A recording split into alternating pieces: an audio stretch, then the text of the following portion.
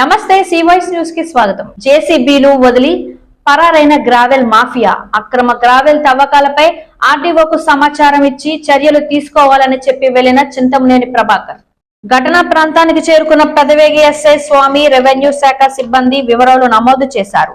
చింతమనేని వెళ్లిపోయారు అని సమాచారం అందుకున్న వెంటనే ఒక్కసారిగా దూసుకొచ్చిన సుమారు 300 మంది వైసీపీ గుండాలు పోలీసులు వివరాలు నమోదు చేస్తూ ఉండగానే దాడులు పోలీస్ సంక్షేమంలోనే ఘటనా ప్రాంతంలో ఉన్న టీడీపీ నాయకులు చింతమనేని అనుచరులపై కర్రలు రాడ్లతో పైశాచిక దాడి చేశారు. టీడీపీ సీనియర్ నాయకులు తాతా సత్యనారాయణ సహా పలువురు నాయకులపై కర్రలతో మూకుమ్మడిగా దాడి, కార్లు ధ్వంసం, చోద్యం చూస్తూ నిలిచిన పోలీసులు దాడిని తీవ్రంగా ప్రతిఘటించిన టీడీపీ నాయకులు చింతమనేని అనుచరులు దాదాపు గంటన్నరకు పైగా సాగిన వైసీపీ రావణ కాష్టం.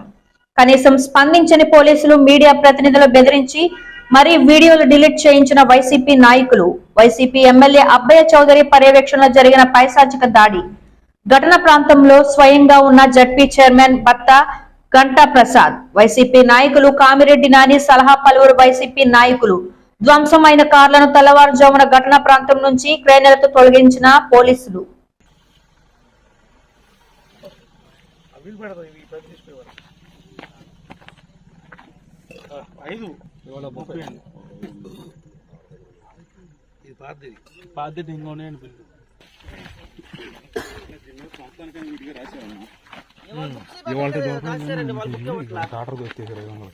అవునన్నా ఈ 30 మొత్తం ఈ 30 ఈ 100 35 135 అన్న 135 ట్రిపుల్ నైట్ 8 గంటల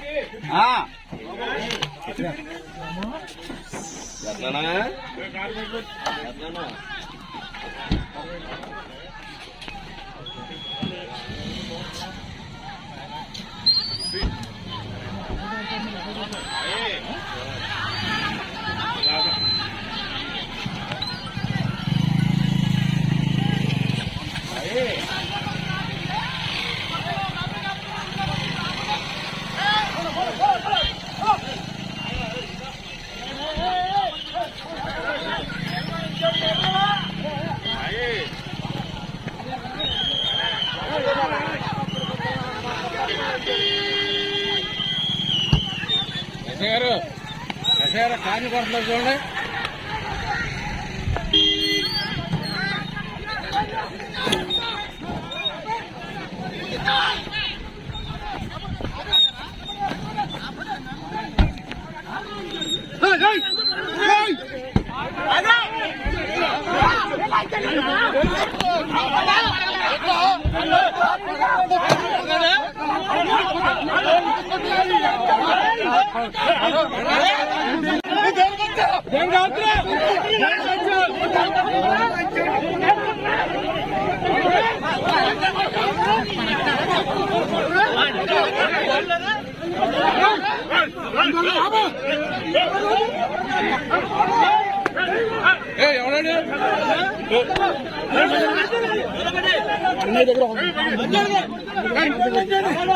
ఈ వార్తలు ఇంతటితో సమాప్తం. నమస్కారం.